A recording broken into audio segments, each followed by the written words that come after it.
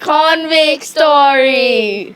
Two friends who lived together who were George Raymond and Daniel. These people lived together peacefully until they ran out of money and had an evil plan because they needed more money. So they were tempted to do it. Oh my, we ran out of money. We're tempted to do it. This is when we ran to the bank in disguise and robbed it until some agile soldiers caught us by a person who was calling out loud, "Thieves!" When they were chasing us, the soldiers called in reinforcements to help to catch us until we were tired and had to surrender to the soldiers. We got taken to the court. That's where we were inquired by the judge about why we did it, and we heard our sentence, which is death. But the compassionate of our judges of England let us do transportation instead to New Holland, which is Australia, but in New South Wales state, because the prisoners in England were overflowing, and Captain James Cook claimed it for Britain, but they did not want it. It was the habitat of indigenous people, but we still hated our sentence. Judgment, we were sent to a place which is a dock for boats called Portsmouth.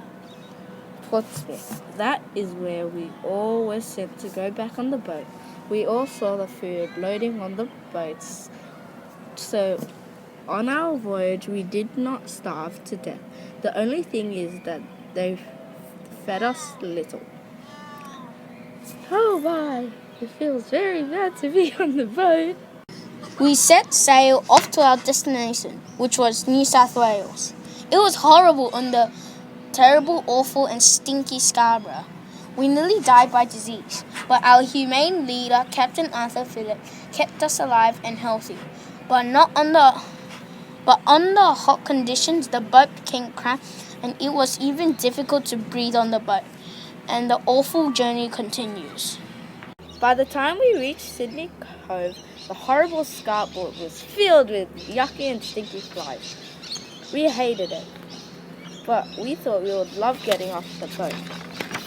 But we hated it. There weren't any cities like England, but just bushland, and there were mosquitoes and insects everywhere. Also, there were sharks and stingrays in the water, which was a majority problem for everyone. And the Aboriginal people were feared by the convicts because they would attack us.